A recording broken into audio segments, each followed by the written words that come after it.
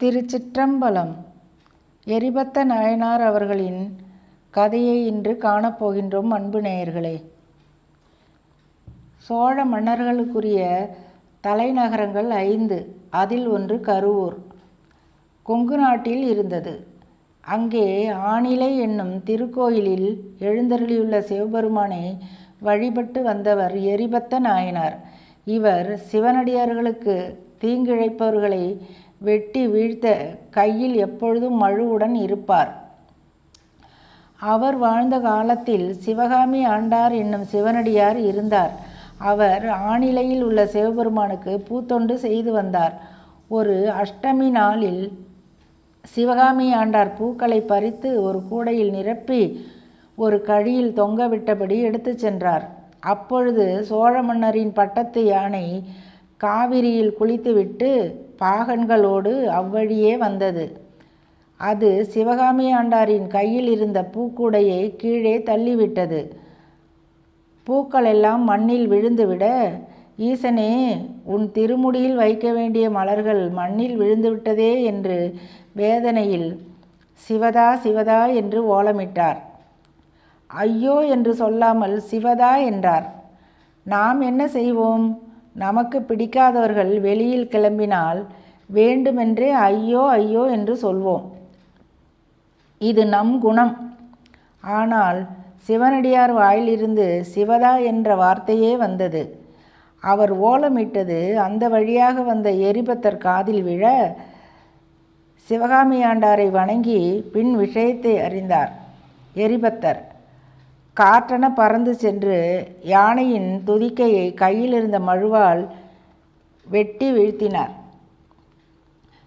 பிறகு பாகன்களையும் வெட்டி வீழ்த்தினார்.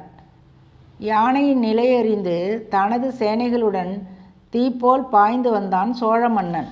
அங்கிருந்தவர்கள் இவர்தான் யானையை கொன்றவர் என்று எரிபத்தரை காட்ட மன்னனாகிய புகழ் சோழ நாயனார் திடுக்கிட்டு, இவர் சிவனடியார், யானை பிழை செய்திருக்கும், இல்லையென்றால் இவர் இப்படி செய்ய மாட்டார். இவர் யானையின் எதிரே சென்றபோது யானை இவரை ஏதும் செய்யாதிருக்க நான் என்ன தவம் செய்தேனோ என்றும், இவ்வடியவர் கோபம் கொள்ளும் அளவிற்கு என்ன பிழை நடந்ததோ என்று அஞ்சி எரிபத்தரை வணங்கி, யானையை பாகரோடு கொன்றது போதாது, என்னையும் நீங்கள் கொல்ல வேண்டும் என்று தனது உடைவாளை எடுத்து கொடுத்தார் மன்னர். ஏனென்றால் எரிபத்தரின் கையில் இருக்கும் மழு மிகவும் புனிதமானது என்று எண்ணியே தனது உடைவாளை கொடுத்தார்.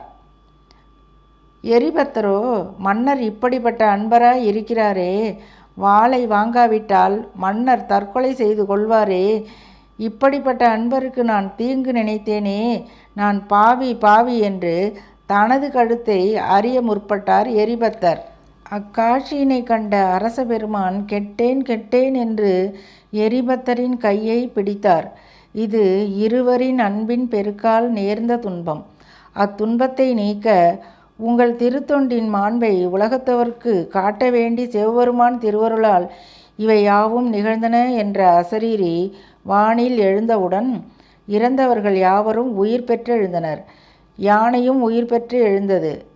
இப்படி எரிபத்த நாயனார் தாம் ஏற்ற திருத்தொண்டை குறைவர செய்து வாழ்ந்து திருக்கையிலையில் சிவகணங்களுக்கு தலைவரானார்.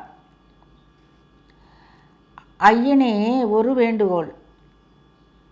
ஐயனே, ஈசனே, எங்கள் சிவபெருமானே, முக்கண்ணனே, முதல்வனே, எங்களின் தலைவனே, எங்களை காக்க எரிபத்தரை இங்கு அனுப்புவீர்களாக. திருச்சிற்றம்பலம், திருச்சிற்றம்பலம்.